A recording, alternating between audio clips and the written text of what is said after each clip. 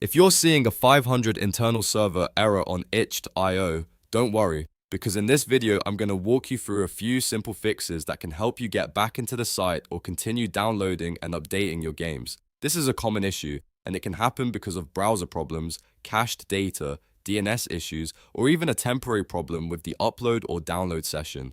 The good news is that there are a few quick things you can try before assuming the problem is permanent. If this video helps you out, make sure to hit the like button and subscribe for more easy tech tutorials. Alright, let's jump right in. First, we're going to test incognito mode. Open your browser and launch a private or incognito window. This is one of the fastest ways to check whether the issue is being caused by browser extensions, stored cookies, or corrupted cache data. Once the incognito window opens, go back to itch.io and try loading the page again. If the site works in incognito mode, that usually means your regular browser session has something interfering with the connection. In that case, you may want to clear your cache, disable suspicious extensions, or sign out and sign back in to refresh the session. If the error still appears, then the issue is probably not just your browser, so let's move on to the next fix.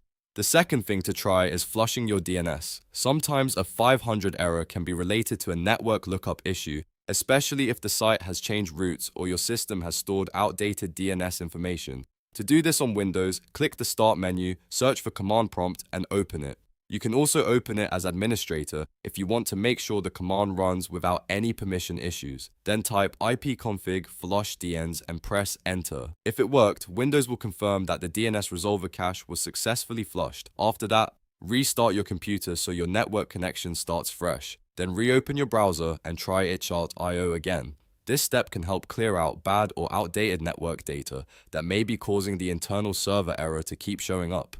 Now, if you're trying to download, upload, or update games through the butler service and the 500 error keeps happening, there's another very useful workaround. Use the itch.io desktop app instead of relying only on the browser. Sometimes the error is tied to a corrupted upload session or a browser-based connection issue, and the desktop app can bypass that problem entirely. Go to the official itch.io app page, download the app, install it, and then sign in with your account. Once you're inside the app, try running your download or update task again. This can often solve the issue much faster than waiting for the browser version to cooperate. If you're a creator or developer using Butler, this is especially helpful because it gives you a more stable way to manage your uploads and updates. So to quickly recap, first test incognito mode to rule out extension or cache problems, then flush your DNS if the issue looks network related, and finally use the itch.io desktop app if the browser or Butler workflow is still triggering the 500 error. In many cases, one of these steps will get you past the problem without needing anything more advanced.